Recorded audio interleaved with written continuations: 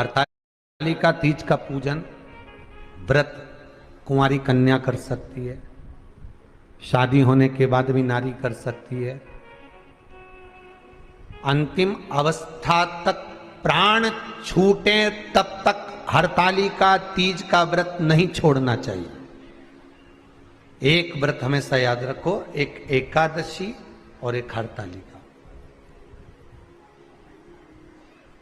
हाँ, इतना जरूर है, ज्यादा शरीर बेकार हो गया, बुढ़ापा आ गया, शरीर नहीं साथ दे रहा, तो कुछ फल खा लो, कुछ चाय दूध जूस आप लेकर कर लो। इतना भी नहीं बने, शरीर बहुत ही बेकार हो गया, तो आप एक समय फल का फलहार धारण कर लो, ठीक है। पर हरतालिका व्रत करने वाली माताएं भले उद्यापन कर दे, तो उस व्रत को थोड़ा हल्का कर लो। उद्यापन करा मतलब तुमने व्रत को हल्का कर लिया, थोड़ा हल्का कर सकते।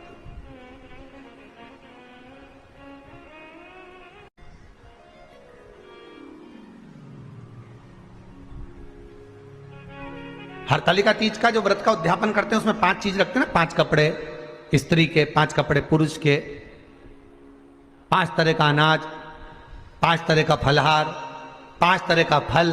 तो 5 तरह का जो फल रखाता है हरतालिका तीज के उद्यापन में, दुनिया के लोग उस 5 तरह के फल को केला गिन ले, पपीता गिन ले, मौसम्बी गिन ले, और अनार गिन ले, संतरा गिन ले, सब कुछ गिन लेते हैं, पर उस 5 तरह के फल में धतूरे को नहीं गिनते। पर शिव कथा में वर्णन आता है, हरतालिका तीज के उद्यापन में लिखा हुआ है, सबसे पहले 5 फल अगर गिनना है तो उसमें पहले धतूरे को गिनो, क्योंकि शंकर को वो प्रिय होता है, शंकर उसको स्वीकार कर लेता है। और धतूरा शंकर भगवान को क्यों चढ़ाया जाता है उसका प्रसंग आपको पहले भी कहा, आज फिर कहते हैं। धतूरा जब हम भगवान शंकर को समर्पित करते हैं तो हमारा कोई कार्य अटक रहा होता है, जिस कार्य को बार बार एग्जाम में बैठ रहे हो, बार बार परेशान हो रहा है, बार बार इंटरव्यू देने जा रहे हो, नहीं हो रहा, एक बार धतूरे को हृदय से, भगवान को प्रेम से, करुणा सागर मेरे शंकर को दिल से एक बार वो धतूरा भगवान से विनती कर उसको चढ़ाओ तो सही, भगवान तुम्हारा कार्य सफल कर देगा। पर दिल से चढ़ाना, हृदय। हरतालिका तीज की पूजन करने वाले को चाहिए कि बालू का, मिट्टी का शिवलिंग बनाना चाहिए।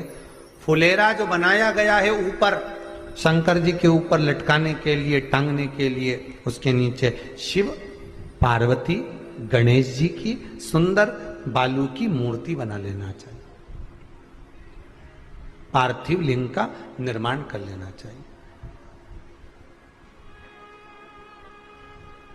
शिव की आराधना करना चाहिए।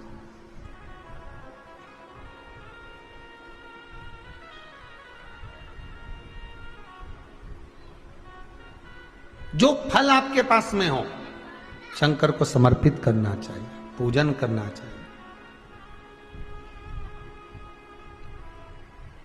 आराधना करो। सबसे पहली पूजन हरतालिका तीज की प्रदोष काल के अंतर्गत हो जाना चाहिए, शाम के समय पर। प्रयास करा करो प्रदोष काल के समय पर पहली पूजन हो जाए तो ज्यादा अच्छा। पर लोगों की आदत रहती है कि 8 बजे तक, 8:30 बजे तक, 9 बजे तक पहली पूजन करें, फिर दूसरी आराम से, फिर तीसरी, फिर आराम से, फिर चौथी। तो ऐसा सब अपने अपने हिसाब से। पर शास्त्र रीति कहती है कि प्रदोष का जो समय होता है, प्रदोष काल जो होता है, शाम का जो समय होता है, उस समय पर हरतालिका तीज की पहली पूजन हो, जिससे आपका स्मरण चित्त शंकर भगवान में उस घड़ी, उस पल, उस क्षण में आप शिव के हो जाएं और शंकर आपका हो जाए। हाँ, अगर किसी के आने में देरी हो, कोई आ नहीं पा रहा है, बहुत देरी हो रही हो, तो हरतालिका पूजन व्रत वर्णन करता है कि शिवलिंग का निर्माण, पार्वती जी की मूर्ति का निर्माण, गणेश जी का निर्माण और फुलेरा जो बनाया हुआ है, ये प्रदोष काल के पहले बंधकर तैयार हो जाना चाहिए।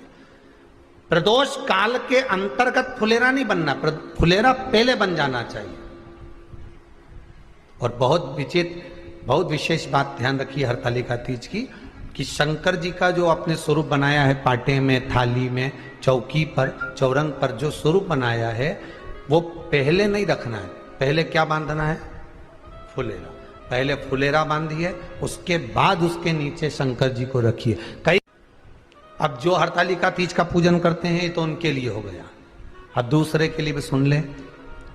जो नारी हरतालिका तीज का पूजन नहीं करती, व्रत नहीं करती, साधना नहीं करती, उसके लिए भी कहा गया कि आप अगर ये व्रत नहीं करते हो तो एक कार्य जरूर करना, कहीं पर फुलेरा बंधा हो, हरतालिका की पूजन हो रही हो, 5 मिनट 10 मिनट निकालकर अपने आसपास के किसी पौधे में से पत्तियां लेकर या पुष्प लेकर, 5 वृक्ष की पत्ती या 5 वृक्ष के पुष्प लेकर शंकर भगवान को जब पूजन हो रही हो, 5 मिनट माताएं जब पूजन कर रही हों, तब आप भी उस पुष्प को, उस पत्तियों को शंकर को समर्पित कर सकते हो। ये नहीं चढ़ा सकते तो 5 फल नहीं चढ़ा सकते तो 5 कुछ भी पुष्प आदि का आप शिव को समर्पित करो। पर क्यों चढ़ाया जाता है, किस लिए चढ़ाना चाहिए? तो कहा कन्या स्त्री अगर मान लो हरतालिका का व्रत नहीं करती, पूजन नहीं करती, आराधना नहीं करती, तो वो कन्या, वो नारी, वो स्त्री, वो पुरुष कार्य तो बहुत करेगा, दुकान भी 4 चलाएगा, व्यापार भी बढ़ाएगा, पर संपदा को जोड़ नहीं पाएगा।